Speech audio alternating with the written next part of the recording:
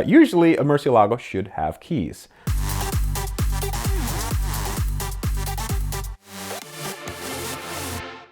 So when you're like me and you're looking for cars, and you look for cars all the time, it seems to come up that your friends who look for cars also give you some really interesting tips sometimes.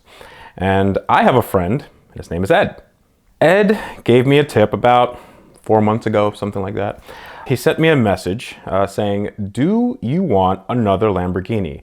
I had bought a Lamborghini about a year back. It was a Gallardo that was fire damaged, and it's a little less fire damaged now. It makes some power, and it's a lot of fun to drive. But Ed sent me some pictures of a Lamborghini Murcielago, and this one was a little bit special. This one was the one from Fast and Furious 8. Now, I actually didn't know that they used real Lamborghinis in that movie. I thought that they were all kit cars. They kind of look like kit cars. Usually, the standard movie fare is kit cars on really expensive stuff. But since this is a Fast and Furious movie and they had a budget that was unlimited, they used 3 real Lamborghinis, and it was in a scene where the Lamborghini actually went into ice. I think it was supposed to be in Russia, but they filmed it in Iceland. In any case, one of these cars was for sale, according to Ed. And then Ed told me what the price was. And he said 80 grand. Now, 80 grand sounds like a lot. It is a lot of money. So it's more money than I've ever spent on a car. But 80 grand for a Murcielago it's just insane. There's no way you can get a Murcielago for 80 grand. So I said, what's the catch? And Ed was like, well, I haven't seen the car. And he sent me over like 3 pictures that were kind of blurry, and some parts are missing off of it. But apparently the car had a clean title, and it was owned by Universal, and it was in California. Now, Ed already had a stick LP640. I got the reins, and I got the contact info for the guy selling the car. And it turns out that this was one of 3 cars that they used for the movie. This was the hero car that you see in the movie. This is the one that Tavarish drove in the movie. And this was not the one that went into the ice. So it wasn't flood damaged. It wasn't damaged at all, really. I mean, relatively, for a movie car. And it was actually running and driving and registered. Not a salvage title, nothing like that. So at this point, I was really thinking, what's the catch? So the cheapest one in the country was about 160 grand for the early model manual non-LP car. For half price, what exactly did I get? So I decided to get my truck, my trusty dually with about 300,000 miles, and I got a trailer, and I drove across the country from Florida to California to go see this car. And if the car was good, I would buy it and drive it back. Well, tow it back. I was going to drive a sight unseen Lamborghini 2,000 miles. But so usually when you buy a used car on any auto trader or even eBay, you ask questions to the seller. You can go and test drive the car. You can do a PPI if you need to. This was not the case with this car. This was a case of, I have 3 pictures and the price of basically more than I've ever paid for a car ever. And I wouldn't be able to see the car for months. And since this was an active shop where they make cars for movies, I wouldn't get a ton of communication because they're just so busy. So I had to take it on faith that this car, 1, was there, 2, was as advertised, even though it wasn't really advertised, and 3, that it was something that I could realistically take on, because if there was something really wrong with it, I don't have that much money to fix it. I don't have 60 grand to spend on an engine if it blew. So there was a lot of faith there. But when you're dealing with stuff like this, I'm sort of used to the worst case scenario. And the worst case scenario for this car honestly wasn't that bad. I mean, you still had a stick Murcielago. I wanted to let this guy know that, hey, I'm willing to accept whatever flaws this car has. So I just gave him asking price. Now, this is not something Ed Bolian would do, but he also gave me a box of spare parts, which is really helpful for me because when I put the car back together, I'm not going to want to pay thousands of dollars for nickel and dime parts. And if anybody's going to buy the car, it has to be me. I get to the shop that does all the Fast and Furious cars, which is kind of a dream if you ask me. It's insane how they slap those cars together, but it's also really cool to see the hero cars. Like, they actually do look very good. And when I went into the shop and I saw the car for the first time, I realized why it was 80 grand. It was pretty rough. So the seats were not bolted down. One of the seats was not original to Lamborghini. It was like some racing seat that fit a very small driver. I'm not sure if that was Tyrese or not. I don't know how tall Tyrese is, but apparently from this car, not very. The passenger seat was actually the stock driver seat, just switched out. There was a roll cage that was put in the car, actually very well. The roll cage was done pretty exquisitely. It was done very expertly, except for the fact that the roll cage went through the rear window.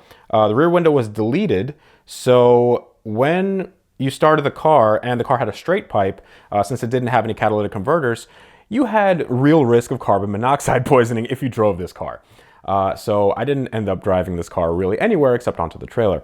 The car had an aftermarket body kit. It had a bumper that was remade by the guys that made all the cars for the movies, because when they were filming in Iceland, the body kit kept on smashing into stuff. I mean, when you're on the ice, there are lots of things like icebergs, I guess. It's like hitting curbs out in the middle of nowhere.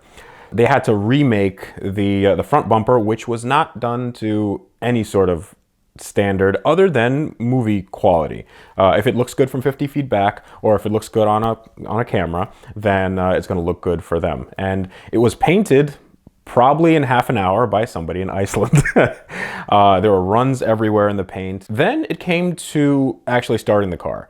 That was my real big concern, my biggest concern, because if you have a Lamborghini and the engine doesn't run, or there's a problem with the engine, then that is a very, very expensive proposition. So there's an interesting way to start this car. When you get to the car, first thing you notice is there's no keys. Usually a Murcielago should have keys. These cars aren't the easiest thing to start, even if you have all the keys and the key fob and all that stuff. It has a very finicky alarm system. Now, the alarm system was something that they didn't know about when they went out to film in Iceland. And they had a problem where they couldn't start the car.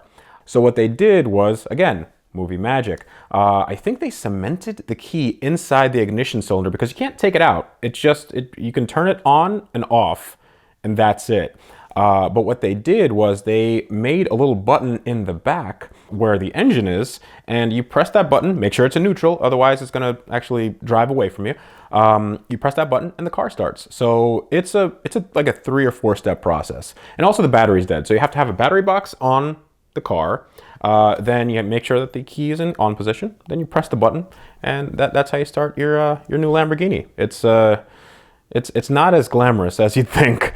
Your hands do get a little dirty, and you need a second person to prop up the hood because that doesn't stay up at all. I haven't seen a lot, but I can imagine that this one is probably the most haggard one that anyone has ever seen. However, for my purposes, this is the perfect car.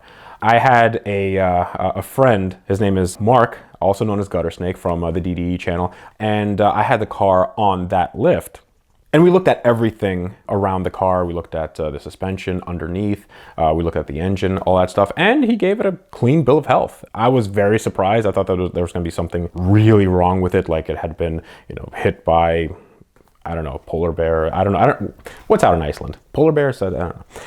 That car checks out. The bones are very, very good, and I can't wait to start driving it. I think I will do like a rear-wheel drive conversion because that has some aftermarket wheels on it, has 19s in the front and 20s in the back, which makes it look kind of ridiculous, but I know that the differentials on that car don't like that. I want to have it restored to what a good version of what that movie car looks like. So right now with the basically falling off bumper and the horrible paint, that has to go.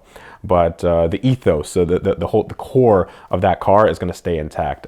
I never thought in a million years that in a year I'd be able to buy not even one, but 2 Lamborghinis and also a Ferrari, well, kind of half a Ferrari at this point, and document the process. So I'm really grateful. And I'm really grateful to Ed. Without him, I wouldn't be obviously sitting here, but I wouldn't have this amazing car. And he also let me know that if any car should be bought, then this one should be bought by me specifically because this is kind of what I do.